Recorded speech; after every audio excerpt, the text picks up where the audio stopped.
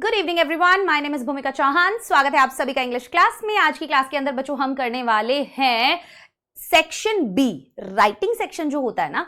तो previous year paper 2025 के जो आपके पेपर हैं या मैं बोलूं सैंपल पेपर हैं, उनमें से मैं आप लोगों के लिए मोस्ट इंपॉर्टेंट क्वेश्चंस लाई हूं। आज की क्लास के अंदर आप लोगों का भाई डायरी एंट्री हो गया, डिस्क्रिप्टिव पैराग्राफ हो गया, जो भी स्टोरी राइटिंग हो गया, जो भी क्वेश्चन आप लोगों से पूछा जाता है ना, वो सभी टाइप के क्वेश्चन हम आज की इस क्लास के अंदर प्रैक्टिस करने वाले। ठीक है, प्रीवियस ईयर का सैंपल पेपर और हम बोले कि आपका जो एग्जाम में पेपर आया था उसके अकॉर्डिंग जो क्वेश्चंस मोस्ट इंपॉर्टेंट हैं, जिस तरीके से वो लिखे जाएंगे, आपको कैसे सब कुछ करना है, वो हम आज की क्लास के अंदर देखने वाले हैं। टोटल 8 क्वेश्चंस मैं आज आपको करवाने वाली हूं, जिसमें हर एक टाइप के दो क्वेश्चंस रहेंगे। ठीक है, तो तैयार रहिए आज की क्लास के लिए, बिल्कुल भी मिस मत कीजिएगा, क्योंकि मुझे लगता है सबसे इंपॉर्टेंट आप लोगों के लिए होने वाली है ये क्लास। और क्लास 9th के अंदर अगर हम बहुत अच्छा करेंगे ना, तो आप सोच भी नहीं सकते हैं कि क्लास 10th के अंदर आप लोगों का रिजल्ट कैसा रहेगा। अब बात आ जाती है इंडिपेंडेंस डे की। तो इंडिपेंडेंस डे की हार्दिक शुभकामनाएं मैं आप सभी बच्चों को देना चाहूंगी, और साथ ही साथ मैं एक बात बताना चाहूंगी कि आप सभी के लिए 79th इंडिपेंडेंस डे पर हम लेकर आ रहे हैं 79% ऑफ आपके सभी वेदांतु कोर्सेज पर। तो जी हाँ, अप टू 79% तक का ऑफ आपको वेदांतु के कोर्सेज पर मिल सकता है, अगर आप ये ऑफर जो है आज की आज इसका फायदा उठाना चाहें तो इंडिपेंडेंस डे एक ऐसा दिन है, कहीं ना कहीं मुझे ऐसा लगता है, जब आजादी जो है केवल हम लोगों को अंग्रेजों से मिली, वो तो बहुत ही अलग बात है, लेकिन असल में आजादी ना अभी भी हमें बहुत सारी चीजों से चाहिए। हमें छोटी सोच से आजादी चाहिए, हमें हमारे पास जो अभी तक अधिकार नहीं है उससे आजादी चाहिए, समाज में जो बुराइयां हैं उससे आजादी चाहिए। तो हमें अभी बहुत सारी चीजों से आजादी लेना जो है अभी बाकी है। हम उसके लिए काम करते रहेंगे, और मैं चाहती हूं कि हम जिस एज में हैं अभी, आप लोग जिस एज में हो, आप लोग अभी बहुत कुछ कर सकते हो अपने लिए भी, अपने कम्युनिटी के लिए भी, अपने समाज के लिए भी। ठीक है, तो मुझे लगता है कि हमें करना चाहिए। अगर हम पढ़े लिखे हैं तो हमें दूसरों को पढ़ाना चाहिए, लोगों की मदद करनी चाहिए, ताकि सभी लोग जो है इंडिपेंडेंट हो पाएं और अपने जीवन को, अपनी लाइफ को अपने अकॉर्डिंग जी पाएं। तो इस independence day 79% off up to आपको मिल सकता है वेदांतु के कोर्सेज पर, आप इसका फायदा उठा सकते हैं। उसके बाद बारी आती है एक बहुत ही इंपॉर्टेंट चीज की, और वो है MVSAT। जी हाँ, mega Vedantu scholarship admission test के बारे में मैं बता दूं। ये एग्जाम आप लोगों का होने वाला है 4th, 5th, 11th और 12th ऑफ अक्टूबर को। ठीक है, अब ये एग्जाम देना आप लोगों के लिए क्यों जरूरी है? सबसे पहली चीज, हम ना अक्सर देर कर देते हैं, मुझे यही लगता है हम अक्सर देर कर देते हैं। जो सही टाइम पर सही चीज कर जाता है ना, वही सक्सेसफुल हो जाता है। अब मैं ऐसा क्यों कह रही हूं? क्योंकि आप सब बच्चे ना बहुत सारी चीजें इग्नोर कर देते हैं। इस तरीके के स्कॉलरशिप टेस्ट जो आप लोगों के लिए कंडक्ट करवाए जा रहे हैं, इसमें कंप्लीट फायदा आप लोगों का ही है। आपको सिर्फ ये अपने वेदांतु के सेंटर्स पर जाकर टेस्ट देना है। अब आप पूछेंगे मैम वेदांतु के सेंटर्स कहां पर है, हम तो यहां रहते हैं। तो वीडियो के डिस्क्रिप्शन में ही मैंने एक व्हाट्सएप कम्युनिटी का लिंक डाला है, वहां से आपको सारी जानकारी मिल जाएगी कि कहां कहां पर एग्जाम होगा। अब ये जो स्कॉलरशिप एडमिशन टेस्ट है, इसके अंदर आप लोग अपना AIR जान सकते हैं, मतलब आपको पता चल जाएगा कि अभी जो कंपटीशन चल रहा है उसमें आप कहां पर स्टैंड कर रहे हो। नंबर 2, आपको फ्री ऑनलाइन कोर्सेज मिलेंगे, मतलब अप टू 100% तक का स्कॉलरशिप जो है वो आप इस टेस्ट के जरिए जीत सकते हैं, जिसके अंदर आपको फ्री स्टडी मटेरियल भी मिलेगा और आप लोगों को 1-on-1 काउंसलिंग मिलेगी, जो मुझे लगता है सबसे बेस्ट चीज है। फ्री कोर्स हो गया, स्टडी मटेरियल होगा, लेकिन जब 1-on-1 काउंसलिंग मिल जाती है ना बच्चों, तब हमारी जिंदगी ही बन जाती है, क्योंकि हमें सही समय पर सही गाइडेंस मिलना बहुत ज्यादा जरूरी है, जिससे हम गलतियां करने से बच जाते हैं, राइट। और उसके बाद मैं बात करूं तो अब तक हम 150 crore 150 crore worth of scholarship जो है वो बांट चुके हैं, and 2 crore worth of cash prices and rewards भी बच्चे पा चुके हैं। तो अभी तक इतने बड़े लेवल पे ये वेदांतु का स्कॉलरशिप एडमिशन टेस्ट होता है। मैं आशा करती हूँ कि आप सभी बच्चे भी इस एग्जाम को देने जरूर जाएंगे, और प्लीज आप एक काम तो जरूर कर लीजिए कि व्हाट्सएप कम्युनिटी एक बार ज्वाइन कर लीजिए, जहां से आपको डिटेल्स और फर्दर इंफॉर्मेशन मिल जाएगा।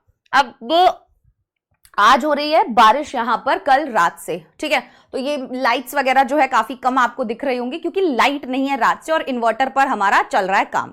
तो अब ध्यान से सुनिएगा कि आज की जो क्लास है, थोड़ा सा लाइट्स वगैरह अगर आपको कम लग रहा है तो प्लीज मैनेज कर लीजिएगा। एंड शुरुआत करते हैं क्लास 9 सैंपल पेपर से। ये क्वेश्चन लिया गया है English language and literature 184 code है, क्लास 9th 2024-2025 से। क्वेश्चन क्या है आइए देखते हैं। The International Women's Day was celebrated in all parts of the world with great gusto. As part of the celebrations, women achievers were given awards by the Rotary Club of your city.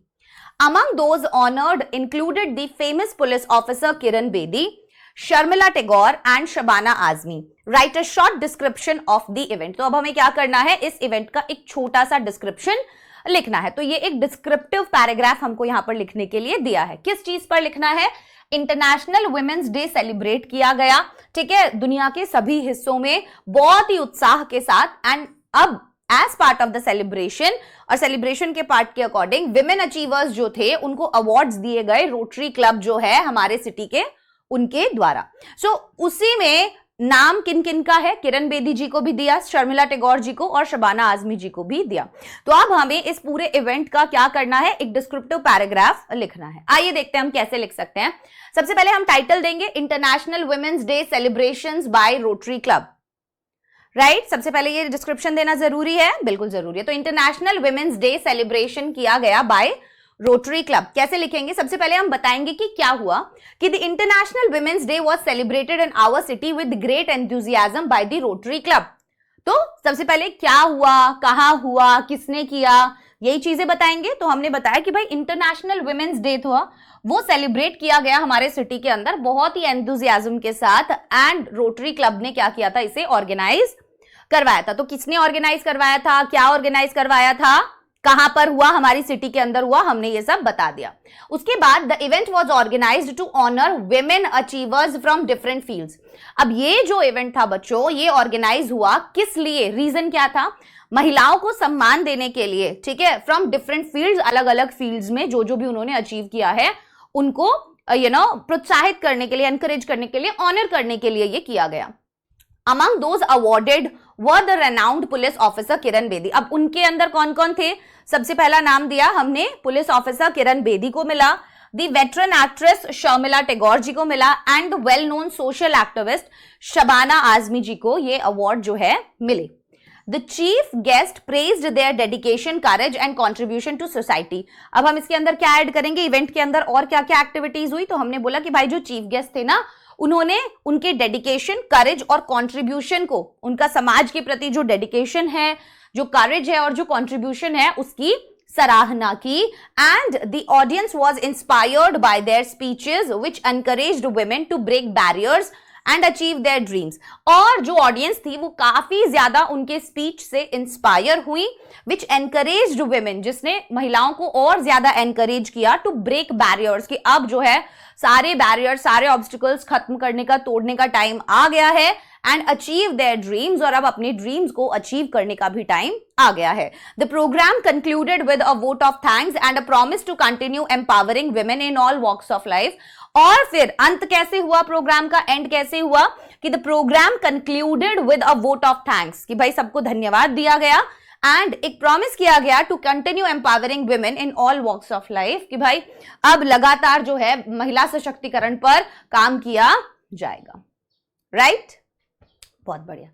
आ गया समझ में कैसे लिखना होता है? तो सबसे पहले हमने, कोई भी जब इवेंट का डिस्क्रिप्शन आप लोगों को देना होता है ना बेटा, तो उसके अंदर आपको बताना पड़ेगा कि क्या इवेंट हुआ, कब हुआ, कहां हुआ, क्यों हुआ. तो क्या, क्यों, कब, कहां, कैसे, ये बहुत इंपॉर्टेंट है.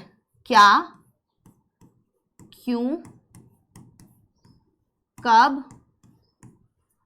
कहां, कैसे. राइट, ये सारी चीजें स्टार्टिंग में मेंशन करना जरूरी है कि क्या हुआ, कहां पर हुआ, कब हुआ और कैसे हुआ. ये रीजन आप लोगों ने दे दिया. फिर आप डिटेल्स में जाएंगे, सारी एक्टिविटीज बताएंगे, जो जो भी एक्टिविटी हुई, भाई सम्मान दिया गया, स्पीच दिया गया, ये हुआ.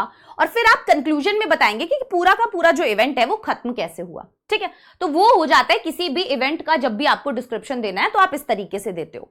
आगे बढ़ जाते हैं. नेक्स्ट क्वेश्चन क्या है? Write a short paragraph on the following personality Rani Lakshmibai of Jhansi. अब सीधा ये क्वेश्चन बोल दिया आपको कि भाई तुम क्या करो, रानी लक्ष्मीबाई जो है ना झांसी की, उनके ऊपर तुम्हें एक शॉर्ट पैराग्राफ लिखना है. अब ये कैसे हो गया? अगेन आपको डिस्क्रिप्शन देना है, पर किसी एक इंसान का देना है ना. तो जब भी हमें किसी एक फेमस पर्सनालिटी का डिस्क्रिप्शन देने के लिए बताया जाता है, तो आप ध्यान दीजिएगा, हम 2 से 3 बातें जरूर ध्यान रखें। सबसे पहले कि वो उनका नाम क्या है, बर्थ प्लेस वगैरह अगर आपको पता है तो वो आप लिख सकते हो। प्लस आप उनकी पर्सनालिटी के बारे में लिखो, उनके अपीयरेंस के बारे में लिखो कि वो किस तरीके के दिखते हैं, ठीक है, किस तरीके के वो कपड़े पहनते हैं, रंग कैसा था, हाइट कैसी थी, उनकी पर्सनालिटी कैसी थी, उसके बारे में आप डिटेल दो। फिर आप बताओ कि उनका जो है समाज के लिए क्या कॉन्ट्रीब्यूशन था, क्योंकि अगर इस तरीके की पर्सनालिटी के बारे में आया है तो उनका जरूर सोसाइटी के लिए कोई कंट्रीब्यूशन रहा होगा। तो फिर हमें वो बताना है कि उन्होंने इस तरीके से ये आजादी की लड़ाई लड़ी, या ये लड़ाई लड़ी, वो लड़ाई लड़ी, वो बहुत करेजियस थे, ऐसे आपको सारा डिस्क्रिप्शन वहां पर देना है। एंड लास्ट में आपको कंक्लूड कर देना है कि भाई देखो इन जैसा जो है इनकी डेथ जो है वो इस समय पर हुई, पर उन्होंने कभी भी हार नहीं मानी और उससे हमें ये सीखने के लिए मिलता है। सो इस तरीके से आप चलते जाते हैं। मैंने ना आपको डिस्क्रिप्टिव पैराग्राफ की एक क्लास बनाई थी वन शॉट, जिसके अंदर अलग अलग टाइप के क्वेश्चंस कैसे आप सॉल्व कर सकते हैं। मतलब अगर किसी पर्सनालिटी के बारे में पूछा जा रहा है तो आपको क्या क्या चीजें लिखनी जरूरी है, अगर किसी इवेंट के बारे में पूछा जा रहा है तो आपको क्या क्या चीजें लिखनी जरूरी है। तो डिस्क्रिप्टिव पैराग्राफ आपका अगर आप वो वाली क्लास देख लोगे ना तो उससे इतना क्लियर हो जाएगा कि उसके बाद आपको कोई भी डाउट नहीं बचेगा। ठीक है, चलिए। आज तो गंदी वाली गर्मी है भाई, इस रात से बारिश हो रही है, हुमस हो गया इतना ज्यादा, बहुत ज्यादा हुमस हो गया, राइट। सो यस, अब आगे बढ़ जाते हैं, पढ़ते हैं कैसे लिखेंगे। Indian history is full of heroic deeds of great heroes and heroines. अभी कह रहे हैं जो इंडियन हिस्ट्री है ना वो फुल ऑफ हेरोइक डीड्स। भाई भारत का जो इतिहास है वो बहुत सारे हीरोइक डीड से, मतलब ऐसे कामों से भरा हुआ है जो बहुत ही ब्रेव थे। ऐसे बहुत ब्रेव लोग हुए हैं और उनके बहुत ही ब्रेव काम उन्होंने किए हैं और इससे हमारी इंडियन हिस्ट्री भरी हुई है। ठीक है, of great heroes and heroine, जिसके अंदर बहुत बड़े बड़े हीरो और हीरोइंस है। अब हीरो हीरोइन ये बॉलीवुड वाले नहीं, real life heroes and heroines. So Rani Lakshmibai is one of them. अब रानी लक्ष्मीबाई जी भी इनमें से ही एक है। She was a great freedom fighter। वो क्या थी? वो एक बहुत ही बड़ी फ्रीडम फाइटर थी। She was the first woman to sacrifice her life for the freedom of the country। और वो पहली महिला थी जिन्होंने अपनी जान की बाजी लगाई अपने देश की आजादी के लिए। Right? She sacrificed her life but did not bow down before the English rulers। अपनी जान ही गवा दी, अपनी जिंदगी का ही दान कर दिया, लेकिन झुकी नहीं अंग्रेजों के आगे। This star of heroism was born on November 1, 1835। अब ये जो स्टार थी ना हीरोइज्म की, इनका जो जन्म हुआ था वो नवंबर 1, 1835 को हुआ था in a noble family in Banaras. Her father was Moropant Tambe and her mother was Bhagirathi Sapre. ठीक है, her parents named her Manikarnika after the river Ganga. और उन्होंने, उनके मम्मी पापा ने उनका नाम मणिकर्णिका रखा था गंगा नाम के ऊपर। तो गंगा को मणिकर्णिका भी बोला जाता है, तो वही नाम उनको दिया गया था। In her childhood she was called Manu. और उनके बचपन में उनको जो बुलाया जाता था वो मनु बुलाया जाता था। She was fond of horse riding and shooting. Horse riding का और शूटिंग का बहुत ज्यादा शौक था उनको। Once she jumped from her own horse and saved the life of Nana Sahib. एक बार तो खुद के घोड़े से ही वो कूद गई थी और नाना साहेब की जान बचाई थी। अभी देखो बहुत सी बार पता है क्या होगा, एग्जाम के अंदर आपको पॉइंटर्स दे दिए जाएंगे। ठीक है, कि ये इनके बारे में थोड़ी थोड़ी डिटेल्स दे दी जाएगी और फिर आपको उसका एक डिस्क्रिप्टिव पैराग्राफ लिखने के लिए दिया जाएगा। तो डरना नहीं है, हो सकता है आपको इतना सारा जानकारी ना हो तो आपको एग्जाम में हो सकता है कि पॉइंटर्स दे दिए जाएं क्वेश्चन के अंदर ही, जहां से आप मदद लेकर अपना डिस्क्रिप्टिव पैराग्राफ लिख सकते हैं। ठीक है, she was married to Gangadhar Rao. उनकी शादी किससे हुई थी बच्चों? गंगाधर राव से हुई थी, द रूलर ऑफ झांसी, जो झांसी के शासक थे। एंड बिकेम महारानी लक्ष्मीबाई ऑफ झांसी। और फिर वहीं से वो महारानी लक्ष्मीबाई बनी थी झांसी की। She gave birth to a baby boy who died after 3 months। और उन्होंने एक लड़के को जन्म दिया था जिसकी मृत्यु हो गई थी, डेथ हो गई थी 3 महीने के बाद।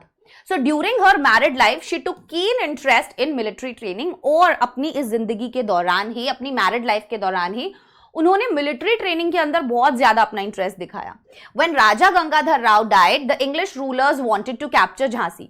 अब जब राजा गंगाधर राव की डेथ हुई तो अंग्रेज जो थे वो झांसी को हड़पना चाहते थे, right, but ruined their plans to capture Jhansi. लेकिन उन्होंने उनके सारे प्लान्स को मिट्टी में मिला दिया।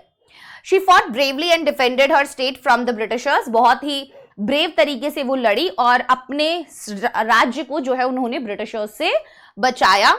She was a great patriot। बहुत ही बड़ी देशभक्त हम बोल सकते हैं वो थी। फियरलेस थी, ब्रेव थी, she took an active part in the struggle for freedom इन 1857, और स्ट्रगल जो था, फ्रीडम का स्ट्रगल जो था, उसके अंदर उन्होंने काफी एक्टिवली पार्टिसिपेट किया, ठीक है, 1857 में, and sacrificed her life in the battle, और युद्ध के अंदर ही उनकी जान चली गई। शी वॉज ओनली 23 देन, और मात्र 23 साल की, इमेजिन 23 की थी वो उस टाइम पे। No doubt Rani Lakshmibai is one of the most famous Indian women, और इसमें कोई भी डाउट नहीं है कि वो दुनिया, हमारे भारत की सबसे प्रसिद्ध महिलाओं में से एक है, राइट? चलिए, आया समझ में? लिख सकते हैं आप तो इजीली, बहुत बढ़िया। अगला क्वेश्चन देखते हैं क्या है। Your uncle lives in Malaysia, so in the last summer vacation, अभी आपके अंकल ना मलेशिया में रहते हैं, और आपने क्या किया, सो इसीलिए in the last summer vacations, पिछली समर वेकेशंस में, he took you to Malaysia, ये आपको कहां ले गए, मलेशिया लेके गए। You enjoyed your visit to Malaysia a lot, अब आपने वहां पर अपना स्टे काफी एंजॉय किया, बहुत मजा आया आप लोगों को। Write your experiences in Malaysia as a diary entry, अब क्वेश्चन कौन सा है बच्चों, डायरी एंट्री का क्वेश्चन है कि आपको अपना एक्सपीरियंस बताना है मलेशिया का as a diary entry after returning home, write a diary entry. घर आए आप, अब आप खुद बताओ, एक बार सोचो 2 मिनट के लिए कि मैं क्या क्या चीजें हैं जो लिख सकता हूं अगर मैं कहीं पर घूमकर आया हूं, है ना, अगर मैं कहीं पर घूमकर आया हूं और मुझे उसका डिस्क्रिप्शन लिखने के लिए बोला जा रहा है, तो मैं क्या क्या चीजें, अब आप मलेशिया घूमकर आए हैं तो आप डिस्क्रिप्शन में क्या क्या चीजें लिख सकते हैं, बताइए बताइए क्या क्या चीजें लिख सकते हैं आप डिस्क्रिप्शन में। आ जा यार लाइट, प्लीज आ जा, एक तो गर्मी इतनी हो रही है और तब ब्लैक ब्लैक ब्लैक ब्लैक हो रहा है सारा। कोई बात नहीं, बताओ क्या क्या चीजें लिखोगे, आइए देखते हैं। सबसे पहले हम फॉर्मेट की बात कर लेते हैं। फॉर्मेट में सबसे पहले आपने लिखा दिल्ली, जगह कहां पर हो, फिर डेट डाला, किस दिन आप डायरी एंट्री कर रहे हो, डे डाला एंड टाइम डाला, ठीक है, टाइम डालना ऑप्शनल है, आप चाहो तो डाल सकते हो, चाहो तो मत डालना। डियर डायरी, ये लिखना जरूरी है, मेरी प्यारी diary, comma, I am pleased to put the record of my destination to Malaysia। अभी मेरे को ना बहुत खुशी हो रही है कि मैं जो ये मलेशिया घूम के आई ना, वो तुम्हें आज बताने वाली हूँ कि भाई कितना ज्यादा मजा आया। तुम्हें पता है मलेशिया का मेरा ये जो टूर था, इसमें बहुत मजा आया मुझे, और ये रिकॉर्ड करने में मुझे बहुत अच्छा लग रहा है, मतलब लिखने में। I rode an aeroplane for the first time, पहली बार एरोप्लेन में गई मैं। It was a thrilling experience, बहुत ही जबरदस्त एक्सपीरियंस था। In Malaysia my uncle took me to many beautiful places. अब मलेशिया के अंदर ना मेरे अंकल मुझे बहुत सारी सुंदर सुंदर जगहों पर लेके गए, such as Petronas towers, Kuala Lumpur bird park and Batu caves. ये सारी जगह थी जहां जहां हम घूमे। The people of Malaysia speak in Malay language, Malay language में वो बात करते हैं। So I talked in English to communicate with them. तो मैंने ना, अब मुझे तो वो लैंग्वेज आती नहीं है, तो मैंने क्या किया, मैंने उनसे इंग्लिश के अंदर बात की कम्युनिकेट करने के लिए। The people of Malaysia are dedicated to cleanliness। और पता है मलेशिया के लोग ना सफाई को लेके बहुत ही ज्यादा डेडिकेटेड है। Malaysia has a very vast diversity in respect of culture. और अगर हम देखें मलेशिया के कल्चर के बारे में, तो बहुत ही डाइवर्सिटी वाला है, मतलब बहुत अलग अलग टाइप के, जैसे हमारा इंडिया है, इंडिया के अंदर भी बहुत अलग अलग टाइप के कल्चर्स है, ट्रेडिशंस है, वैसे वो बोल रहे मलेशिया के अंदर भी काफी डाइवर्सिटी है। I felt escalated when I got a taste the Malaysian food which appealed to my senses। बोल रही मुझे बहुत अच्छा लगा when I got to taste the Malaysian food, जब मैंने मलेशियन फूड चखा, which appealed to my senses, right, कि मजा ही आ गया उनको खा के। तो I can't forget that experience in my entire life, और मैं पूरी जिंदगी ये वाला एक्सपीरियंस जो है वो भूल नहीं सकती हूँ। The capital city Kuala Lumpur is very clean and beautiful। और जो कैपिटल सिटी है ना कुआलालंपुर, वो तो इतनी सुंदर है कि मैं तुम्हें क्या बताऊं। Also I went to Langkawi and Kuala Lumpur, हम लोग लांकावी भी गए, कुआलालंपुर भी गए। I stayed for 7 days at Langkawi and 2 days at Kuala Lumpur. तो 7 दिन हम लांकावी में रुके और 2 दिन हम कुआलालंपुर में रुके, ठीक है। I wish to visit Malaysia again, I enjoyed so much and this day will be remarkable for me. मैंने जो है अपना स्टे मलेशिया के अंदर बहुत ही इंजॉय किया, मैं वापस मलेशिया जाना चाहती हूँ, और this day will be remarkable for मी। और ये जो दिन है, ये मलेशिया वाला जो ट्रिप है, ये मेरे लिए रिमार्केबल रहने वाला है, राइट? हाँ या ना बोलो। आया समझ में? लिख पाओगे अभी अगर तुमको लिखने के कोई देगा तो? ठीक है, बहुत बढ़िया। तो एक डायरी एंट्री का क्वेश्चन हो गया, एक पैराग्राफ वाला हो गया। अभी नेक्स्ट क्वेश्चन देखते हैं। Right a story in 150 to 200 words based on points given below. ऐसे पॉइंट्स भी आप लोगों को दे दिए जाएंगे बेटा, ठीक है, तो डरना नहीं है। जैसे a rich man blank space spent whole life to earn wealth, angel of death came, requested for life, asked for 1 hour, angel denied every request, got 1 minute, he wrote a note, money can't buy you anything। अब एक कहानी बनानी है इससे आपको, कहानी का एक आउटलाइन सा उन्होंने दे दिया आपको। मैंने बोला कि यार एक अमीर आदमी है, ठीक है, सारी जिंदगी उसने बिता दी, सारी की सारी लाइफ उसने बिता दी किसमें? पैसा कमाने में। तो भाई मौत का फरिश्ता आया और उसने फिर रिक्वेस्ट किया कि भाई प्लीज मुझे छोड़ दो यार, मत लेके जाओ यार, प्लीज यार। एज फॉर 1 hour, बोला चल ठीक है तू ऐसा कर, मुझे सिर्फ 1 घंटा दे दे। तो नहीं माना, बोले नहीं मैं ना तेरे को 1 मिनट दे सकता हूं।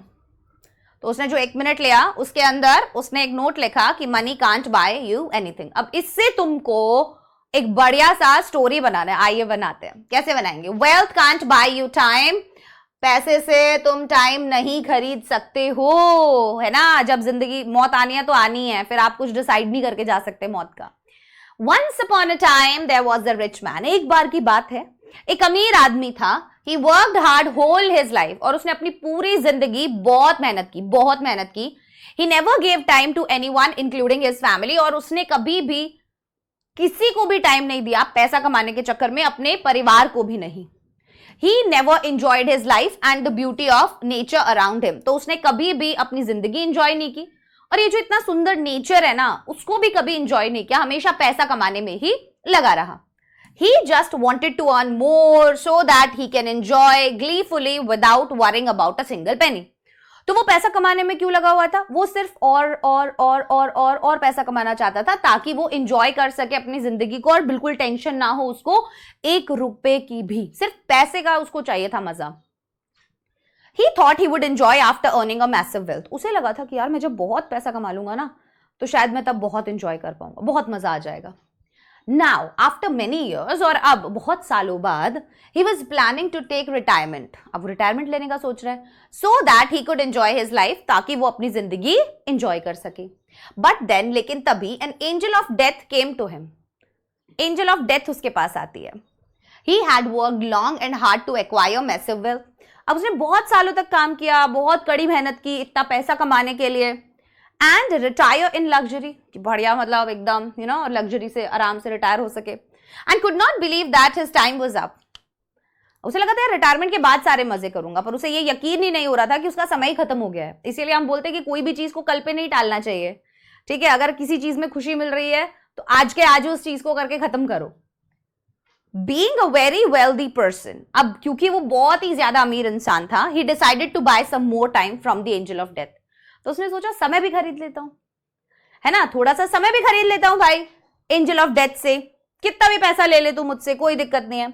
He bargained for a long time but the angel was unmoved। तो उसने बहुत देर तक उससे बार्गेनिंग की, ये दे दूंगा वो दे दूंगा, पर उसने तो बोला ही नहीं कुछ भी। वो कैसे दे सकती थी? टाइम नहीं दे सकती, जिसका जो टाइम लिखा हुआ है तभी जाना है भाई, है ना। Desperate, the rich man made the last proposal to the angel। अब इतना डेस्परेट होके उसने बोला कि चलो ठीक है तुम मत दो मुझे 1 घंटा, तुम मुझे सिर्फ एक लास्ट प्रपोजल है मेरा ये, तुम मुझे सिर्फ 1 मिनट दे दो। Give me just 1 hour of my life। अच्छा सॉरी, 1 घंटा दे दो।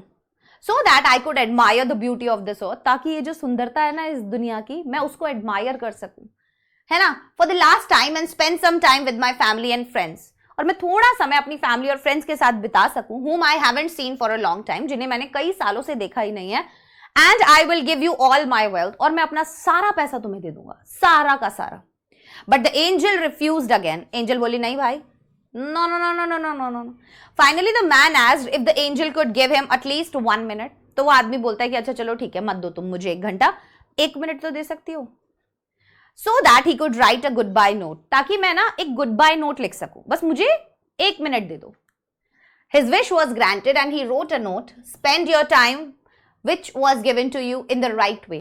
तो उसने नोट क्या लिखा कि अपना जो समय है वो बिताइए, जो आपको दिया गया है सही तरीके से, I couldn't buy even an hour of life, मैं इतने सारे पैसे से 1 घंटा नहीं खरीद पाया अपनी सारी मेहनत से. Listen to your heart and check if the things surrounding you have a true value.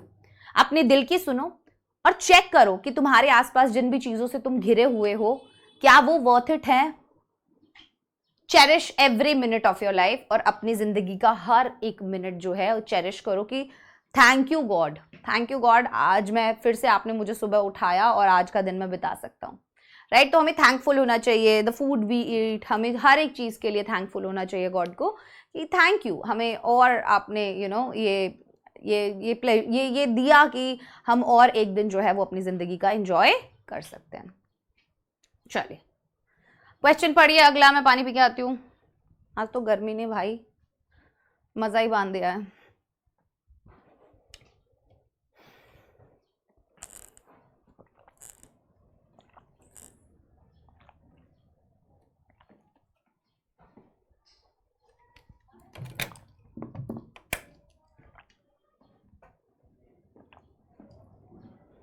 पढ़ा क्वेश्चन, जल्दी से पढ़ो. क्या कह रहा है क्वेश्चन?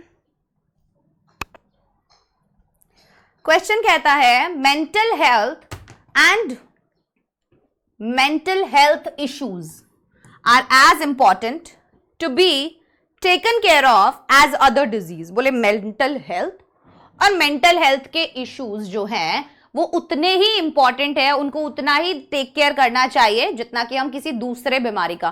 कि अगर बुखार हो जाता है तो हम उसके लिए इलाज के लिए डॉक्टर के पास जाते हैं, तो अगर दिमाग भी तो एक शरीर का हिस्सा ही है, अगर इसमें कुछ प्रॉब्लम है तो भी तो डॉक्टर के पास ही जाओगे. People often look down upon the people who share their mental health issue. और लोग ना अक्सर उन लोगों को बहुत ही बेकार नजरों से देखते हैं जो अपने मेंटल हेल्थ इश्यूज के बारे में बताते हैं. Which is why it has become a taboo, और इसीलिए ये एक टैबू बन गया है. The given excerpt is taken from a health and wellness magazine. अब ये जो excerpt है ये लिया गया है एक health और wellness magazine से. Write a paragraph to analyze the given statement. अब हमें एक पैराग्राफ लिखना है इस स्टेटमेंट को एनालाइज करते हुए. Think of alternative explanation to counter or weaken the given statement. और अब आपको एक alternative explanation देखना है कि आप इस जो भी स्टेटमेंट है इसको काउंटर करना चाहते हैं या वीकन करना चाहते हैं, एज इन आप बताना चाहते हैं कि भाई ये सही है या गलत है, वो वाला इसके फेवर में बोलोगे या ऑपोजिट में बोलोगे. ठीक है, चलिए देखते हैं. Our mental health encompasses our psychological, emotional and social well-being. Right? This means it impacts how we feel, think and behave. इसी का मतलब तो है, मतलब अगर हमारी मेंटल हेल्थ ठीक नहीं है तो हम क्या सोच रहे हैं, फील कर रहे हैं और बिहेव कर रहे हैं, वो सब उस पर डिपेंड करता है. अगर हमारा मूड बहुत ज्यादा खराब है, अगर हम डिप्रेशन में है, तो जो भी हमारी एक्टिविटीज होंगी, जो भी हमारी हरकतें होंगी, वो सब की सब मायने रखेंगी, सब कुछ चेंज हो जाता है उससे. Right? How we cope, our mental health also contributes to our decision making. और हमारा जो मेंटल हेल्थ है वो हमारे डिसीजन मेकिंग में भी एक बहुत बड़ा रोल प्ले करता है. How we cope with stress and how we relate to others in our lives. कैसे हम स्ट्रेस के साथ कोप कर पाते हैं, कैसे स्ट्रेस को मैनेज कर पाते हैं. राइट? कैसे हम दूसरों की जिंदगियों से रिलेट कर पाते हैं. There is a great misconception for the mentally ill. भाई ये ना यहाँ पे इंडिया के अंदर तो मुझे लगता है ऐसा है कि कोई मेंटल हेल्थ इश्यूज बताने लगता है तो उसको सीधा क्रेजी ही बता देते कि ये तो क्रेजी है भाई, पागल वागल है, ये दिमाग खराब है इसका. Many think these people are lazy और जस्ट मेकिंग इट अप. कई लोग ये सोचते हैं कि ये लोग लेजी हैं, बना रहे हैं बस ये सब बातें. There is also a mental block in people's mind that these people are either crazy, है ना. और ये कहीं ना कहीं लोगों के दिमाग में ये बात बसी हुई है कि ये लोग हैं पागल, possessed by demons, violent, out of control and unsafe. या इन पे कोई बुरी उसका साया है ना, अनसेफ है ये लोग, वायलेंट है ये लोग, आउट ऑफ कंट्रोल है. These are negative labels that have been attached due to the lack of awareness. और ये सभी वो नेगेटिव लेबल हैं जो दिए जा चुके हैं, है ना, इस चीज को, मेंटल हेल्थ इश्यूज को. और इसी की वजह से और ये सब क्यों दिए जा रहे हैं? क्योंकि लोग अवेयर नहीं है इस चीज को लेके. Raising awareness can reduce misconceptions. अगर हम अवेयरनेस बढ़ाएंगे तो ये जो सारे मिसकंसेप्शंस है ना कि भाई इस पे तो चुड़ैल का साया है, ये तो अनसेफ है, वायलेंट है, वो सब हट जाएगा. Emotional and mental health is important. Emotional और मेंटल हेल्थ इंपॉर्टेंट है बिकॉज क्योंकि it's a vital part of your life. ये आपकी जिंदगी का एक बहुत ही अहम हिस्सा है. And impacts your thoughts, behaviours and emotions, और ये आपके थॉट को, बिहेवियर को और इमोशंस को क्या करता है, 100% प्रभावित करता है, इंपैक्ट डालता है. Being healthy emotionally can promote productivity and effectiveness in activities like work, school और caregiving. अब बोल रहे हैं कि हेल्दी होना, being healthy, हेल्दी होना इमोशनली कैन प्रमोट प्रोडक्टिविटी. वो क्या कर सकता है, प्रोडक्टिविटी प्रमोट कर सकता है, इफेक्टिवनेस प्रमोट कर सकता है. ठीक है, इन एक्टिविटीज, कौन सी एक्टिविटीज में, जैसे कि काम में, स्कूल में, केयर गिविंग में, सब चीजों पर इसका असर पड़ता है. It plays an important part in the health of your relationships and allows you to adapt to changes in your life and cope with adversity. और बोल रहे हैं कि ये बहुत ही एक महत्वपूर्ण पार्ट प्ले करता है हेल्थ ऑफ योर रिलेशनशिप, कि आपका रिलेशनशिप कैसा होगा बाकी लोगों के साथ. अगर आपके अंदर कोई मेंटल हेल्थ इश्यूज है तो हो सकता है आपके रिलेशंस खराब हो बाकी लोगों के साथ. And allow you to adapt to changes, और ये कहीं ना कहीं आपको अलाउ करता है कि आप चेंजेस को अडेप्ट कर पाएं अपनी जिंदगी में और एडवर्सिटी के साथ कोप कर पाएं. Often mental health is disregarded as mood swings. अक्सर जो है मेंटल हेल्थ को क्या बोल दिया जाता है, मूड स्विंग्स बोल दिया जाता है, right. And many people consider having mental psychological troubles as a sign of weakness. और बहुत लोग जो है ये मेंटल और साइकोलॉजिकल ट्रबल्स को एक कमजोरी का साइन मानने लग जाते हैं कि ये तो मेंटली बहुत ज्यादा वीक है, स्ट्रांग नहीं है, इसीलिए इसके साथ ये सारी चीजें हो रही है, right. Reaching out and opening up to other people in your life. अब आप जाइए, लोगों से बात कीजिए, है ना, उन्हें बताइए, can help provide emotional support. उससे क्या हो सकता है, आपको इमोशनल सपोर्ट मिल सकता है. Depression is real and has many physical and psychological manifestation. भाई डिप्रेशन सच में एक चीज है, डिप्रेशन रियल है और इसके बहुत सारे फिजिकल और साइकोलॉजिकल मैनिफेस्टेशंस होते हैं. Thus, the topic mental health should be normalized, और इसीलिए ये जो टॉपिक है मेंटल हेल्थ का, इसे नॉर्मलाइज करना चाहिए. And taking medical and appropriate help shouldn't be frowned upon. और मेडिकल हेल्प अगर आप ले रहे हो, ठीक है, तो कहीं ना कहीं उसको भी नॉर्मलाइज करना चाहिए. लोगों को ऐसे नहीं देखना चाहिए कि ये मेडिकल हेल्प ले रहा है तो ये पागल है, ठीक है ना. इस तरीके का लोगों का नजरिया नहीं होना चाहिए मेंटल हेल्थ इश्यूज को लेकर. ठीक है, नेक्स्ट क्वेश्चन क्या है.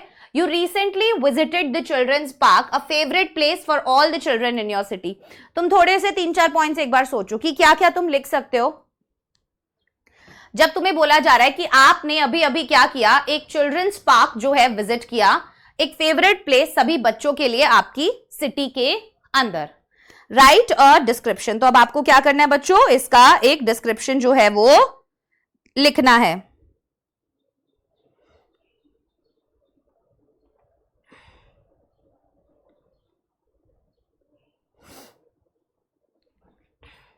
You recently visited the children's park. आपने recently ही क्या विजिट किया है, चिल्ड्रंस पार्क विजिट किया है. A favorite place for all the children. एक ये फेवरेट जगह है सभी बच्चों के लिए आपकी सिटी में. Write a description. आपको एक डिस्क्रिप्शन यहां पर देना है. देखो, children's park is the place. अब आपको वहां की सारी चीजें जो भी आप बच्चों के पार्क में देखते हो वो सब आपको लिखना है. Children's park is the place all children love to go. Children park एक वो जगह है जहां सभी बच्चों को जाना बहुत ज्यादा पसंद होता है. The park in our city of Delhi is huge. और जो पार्क है ना हमारे सिटी दिल्ली के अंदर, वो बहुत बड़ा है.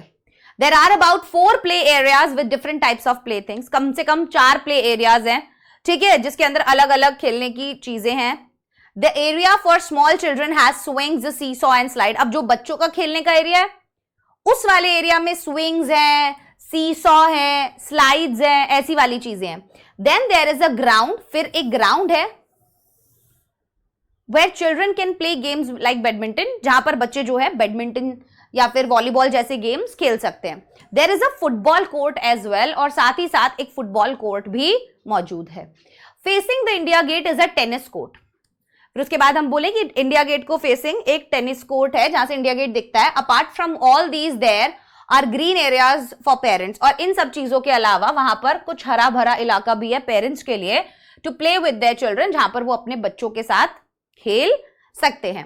Families come here for outdoor activities. अब परिवार यहां पर आते हैं अलग अलग आउटडोर एक्टिविटीज के लिए. And enjoy picnics specially during winters. और पिकनिक को काफी ज्यादा एंजॉय करते हैं खास तौर पर विंटर्स के दौरान. There is a provision for cooking as well, right. एक कुकिंग के लिए भी वहां पर जगह है. देयर आर मेनी ट्रीज, बहुत सारी ट्रीज है वहां पे. As a result during summers this park remains cool in the day. और समर्स में तो ये पार्क एकदम ठंडा रहता है. A park which all children should definitely visit. और ये एक ऐसा पार्क है जो सभी बच्चों को 100% विजिट करना ही करना चाहिए. ठीक है, हाँ या ना? बनाइए. Write a diary entry about how you helped an old woman who was traveling by herself in the bus.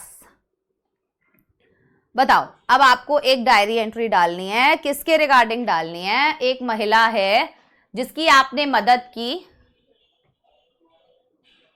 ठीक है, एक लेडी है जिसकी आपने मदद की. Who was traveling by herself in the bus, जो अकेली ट्रैवल कर रही थी बस के अंदर.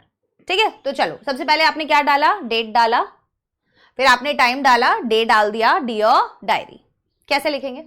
Today I had a heart warming encounter that reminded me of the power of kindness. आज पता है मेरा ना एक बहुत ही जबरदस्त चीज से सामना हुआ और मैं कह सकता हूं कि उससे मुझे पता चला कि दया में कितनी शक्ति होती है. राइट, पावर ऑफ काइंडनेस मुझे समझ में आया.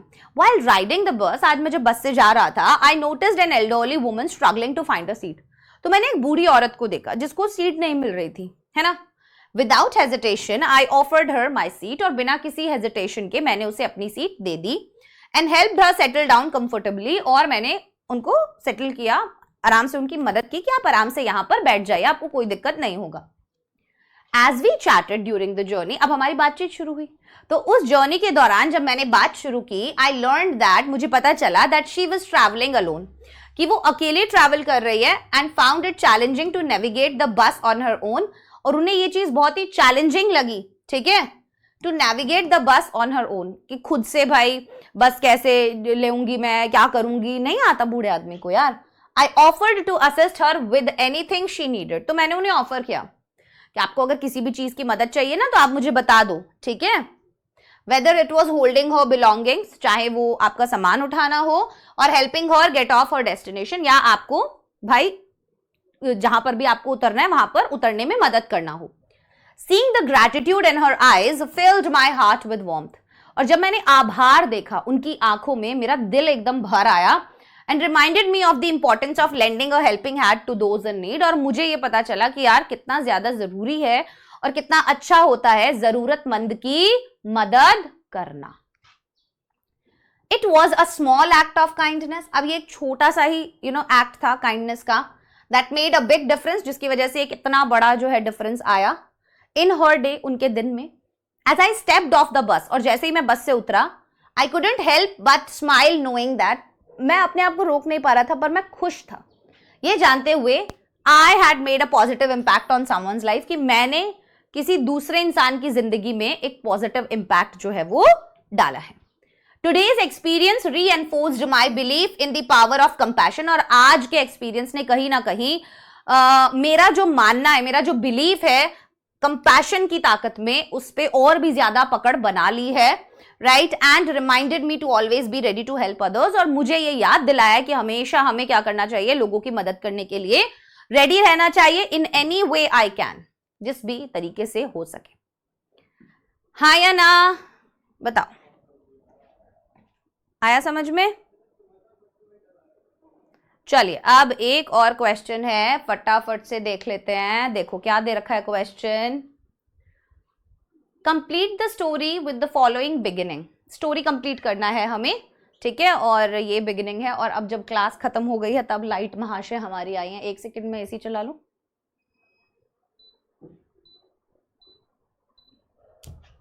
एक सेकंड बच्चों, इतने आप इसे देखो, मैं इतने थोड़ा सा एसी चला लेती हूँ.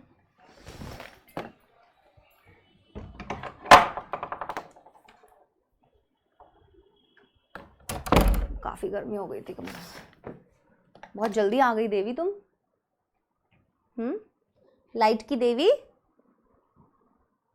बहुत जल्दी आ गई आप. गिव मी अ मिनट बच्चा पार्टी. ओके,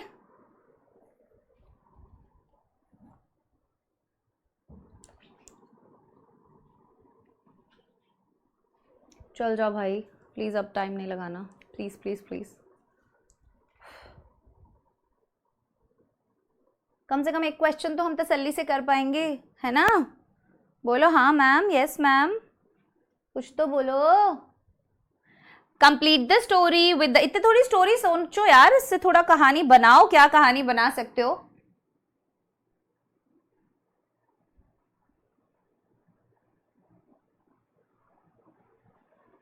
यप,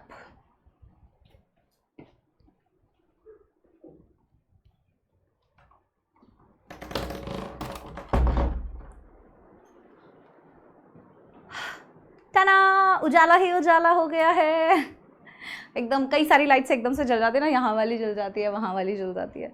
इन्वर्टर है बट कुछ चीज़ों में इन्वर्टर लगा हुआ है, जैसे इसमें स्क्रीन के लिए लगा हुआ है, कैमरा के लिए, डेस्कटॉप के लिए, फैन के लिए, और 2-3 लाइट्स हैं बस उसके लिए। तो इतने लाइट्स में फिर वो बहुत ही ज़्यादा कैमरा अजीब सा लेने लग जाता है, फोकस वगैरह ढंग से नहीं लेता है। I am happy. चलिए स्टार्ट करें then. Okay, also complete the story with the following beginning, also give it a suitable title. Title भी देना है भाई। क्या है story? Madhukar is Radhika's constant companion. Madhukar जो है वो राधिका का कॉन्स्टेंट कंपेनियन है, मतलब हमेशा उसके साथ रहता है। She met him on the train in a very unusual way, और वो उससे ट्रेन में मिली थी एक बहुत ही अनयूजुअल तरीके से। अब जब क्या, बताओ क्या सोचा तुमने अभी तक कहानी में? क्या सोचा तुमने अभी तक कहानी में?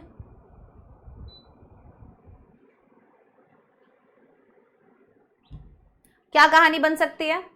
देखो, अ फेटफुल एनकाउंटर, ये दे देना टाइटल, और यहां नीचे से लिखना शुरू करना। ये मैंने एक ही लाइन में लिख दिया है। ऊपर आप कहानी को नाम देंगे, कहानी का नाम क्या है? अ फेटफुल एनकाउंटर, ठीक है? और उसके बाद नीचे से लिखना शुरू करना, Madhukar is Radhika's constant companion. Madhukar जो है वो राधिका का कॉन्स्टेंट कंपेनियन है, मतलब कभी भी देखोगे आपको ये दोनों साथ ही मिलेंगे। She met him on the train in a very unusual way when she was facing physical pain in her body. अब उन दोनों की जो मुलाकात हुई थी ना, वो ट्रेन के अंदर हुई थी, और वो बहुत ही एक अनयूजुअल तरीके से हुई थी। व्हेन, जब, she was facing physical pain in her body, जब वो अपनी बॉडी के अंदर एक फिजिकल पेन फेस कर रही थी। It was July last year when she, a medical student, अब बात कब की है? जुलाई की है, जब वो एक मेडिकल स्टूडेंट थी, was going back to her college, और अपने कॉलेज वापस जा रही थी after the summer vacation, summer vacation के बाद। She was glad that after a long period she would be able to see her friends, और वो काफी ग्लैड फील कर रही थी कि भाई अब इतने टाइम बाद दोस्तों से वापस से मिलेंगे, and enjoy her hostel life, और हॉस्टल लाइफ एंजॉय करेंगे। But the sudden pain in her body made her anxious, लेकिन ये एकदम से जो पेन था ना उसकी बॉडी के अंदर हुआ, और उसकी वजह से वो बहुत ज्यादा एंग्जियस फील करने लगी। As the train chugged along, the pain became unbearable and Radhika was worried, और जैसे जैसे ट्रेन चल रही थी वैसे वैसे उसका पेन और ज्यादा बढ़ता जा रहा था, और राधिका को अब टेंशन हो रही थी। It was then, ये तब हुआ, that Madhukar, a kind-hearted fellow passenger, अब ये भी उसके साथ ट्रैवल कर रहा था, है ना? तो इसने क्या किया? Noticed her discomfort and offered her a pain relief balm. तो उसने देखा कि इसको तो प्रॉब्लम हो रही है, दर्द हो रहा है, तो उसने उसको एक पेन रिलीफ बाम दे दिया। His simple act of kindness not only eased her pain, अब उसका ये जो बिल्कुल सिंपल सा एक एक्ट था काइंडनेस का, उसका दर्द ही केवल कम नहीं किया, but also sparked a deep conversation between them. लेकिन बोल सकते हैं हम कि एक बहुत ही गहरी कॉन्वर्सेशन जो है दोनों के बीच में शुरू हो गई। Madhukar and elderly man shared his life experiences. अभी मधुकर जो एक एल्डरली मैन है उसने अपने लाइफ एक्सपीरियंस शेयर किए। And Radhika found solace in his words, और राधिका को उसके शब्दों में बहुत ही सुकून मिला भाई।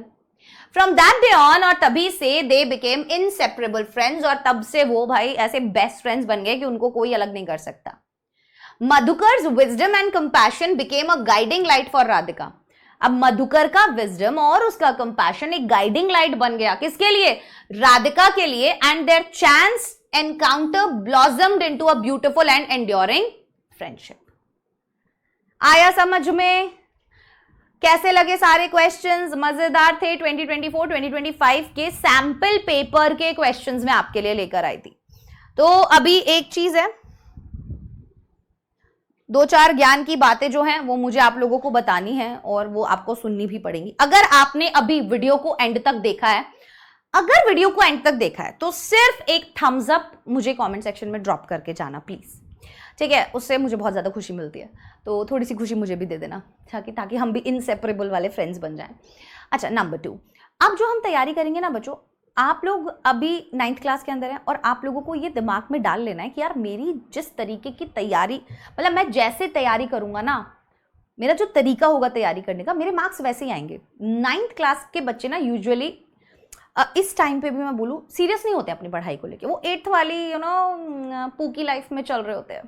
सो पूकी लाइफ से निकलना पड़ेगा, थोड़ा सा रियलिटी में आना पड़ेगा, चीज़ें थोड़ी बदल गई हैं, पेपर जिस तरीके के आएंगे वो थोड़ा चेंज हो गए हैं, चेकिंग जिस तरीके की होगी वो भी चेंज हो गया है, सिलेबस आप लोगों ने देख लिया आपका कितना चेंज हो गया है। सो मैं आपको सिर्फ एक सिंपल सी बात बोल रही हूँ कि अब पहले 8th क्लास तक ना प्रीवियस ईयर पेपर्स का कोई रेलेवेंस नहीं था, प्रीवियस ईयर पेपर्स का कोई इंपॉर्टेंस नहीं था, बट अब क्लास 9th के अंदर प्रीवियस ईयर पेपर्स और सैम्पल पेपर्स का इंपॉर्टेंस है। तो आप ना क्वेश्चन बैंक का सहारा जरूर लो। अभी क्या होता है, 9th क्लास का जो स्टूडेंट है ना, वो बहुत ज़्यादा स्कूल लाइफ के अंदर और इसके अंदर काफ़ी ज़्यादा इन्वॉल्व होता है कि उसको समझ नहीं आता है, बहुत सी बार पता नहीं होता है ना, तैयारी कैसे करनी है। और फिर 9th में जो मार्क्स है ना, मेरी लाइफ के सबसे गंदे मार्क्स 9th और 11th में ही आए थे। तो बच्चों को एक्चुअल में यहाँ से ये सीखना चाहिए कि भाई देख, मैंने अगर अपनी 9th को सुधार लिया और अपनी 11th को सुधार लिया तो मेरे जो बोर्ड्स क्लासेस है ना, जो 10th और 12th है, वो ऑटोमेटिकली ही सुधर जाएंगे। और जब मैं बच्चों को खुद बोलती हूँ भाई अब तुम PYQ करो, अब तुम सैम्पल पेपर करो, तो बच्चे सुनते हैं, सुन के क्लास देखते हैं और चले जाते हैं। तो फिर अब मैंने ये डिसाइड किया कि मैं ही तुम्हें पुराने पेपर्स में से उठा कर क्वेश्चंस प्रैक्टिस करवाऊंगी। ठीक है, अब वो सैम्पल पेपर्स हो, वो मॉडल पेपर्स हो, वो आपके प्रीवियस ईयर के पेपर्स हो, कोई भी पेपर्स हो, ये मेरा काम है। ठीक है, मैं करवाऊंगी। तो अब आपका काम क्या है? आपका काम है कि आज मैंने मान लीजिए आपको यहां पर 8 क्वेश्चंस करवाए, तो ये 8 की 8 क्वेश्चंस आपकी कॉपीज में होने चाहिए और कम से कम 1 से 2 क्वेश्चन को लिखकर प्रैक्टिस करना जरूरी है। जब तक हम ऐसे पढ़ते रहते हैं ना, हमें सब अच्छा लगता रहता है, लेकिन जब हम खुद लिखना शुरू करते हैं ना, तब फिर हम लिख नहीं पाते और तब बहुत ज्यादा दिक्कत होती है, तब फिर सारा काम खराब हो जाता है। ठीक है, तो अभी क्या करना है, 2 चीजों पे ध्यान देना है। नंबर 1, एक तो आप लोगों को क्वेश्चन प्रैक्टिस पे बहुत फोकस करना है। ठीक है, नंबर 2, आप ध्यान रखिएगा कि आप बैकलॉग ना क्रिएट करें।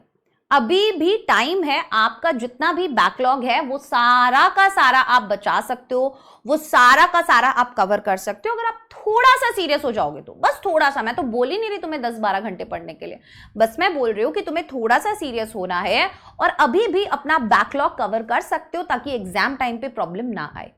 जैसा तुम मिड टर्म में परफॉर्म करोगे ना, उससे तुम्हें इतना लेवल का कॉन्फिडेंस आएगा कि तुम्हारे फाइनल एग्जाम्स बहुत अच्छे जाएंगे, क्योंकि मिड टर्म तक काफी सारा सिलेबस जो है हमारा एग्जाम में आ रहा होता है और उससे हमें पता चल जाता है कि एक्चुअल में हम क्या कर पा रहे हैं और क्या नहीं कर पा रहे हैं। तो अगर आप ये सोच रहे हैं कि अगर आप मिड टर्म्स को सीरियसली नहीं लेंगे तो प्लीज आप ये दिमाग से वहम निकाल दीजिए और आप अपने मिड टर्म्स को बिल्कुल वैसे ही दीजिए जैसे आप फाइनल एग्जाम्स दे रहे हैं।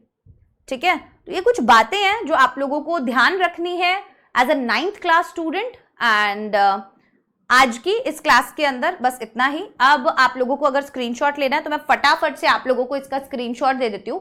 क्वेश्चन नंबर 1 से हम लोग स्क्रीनशॉट लेना शुरू करेंगे। This is question number 1।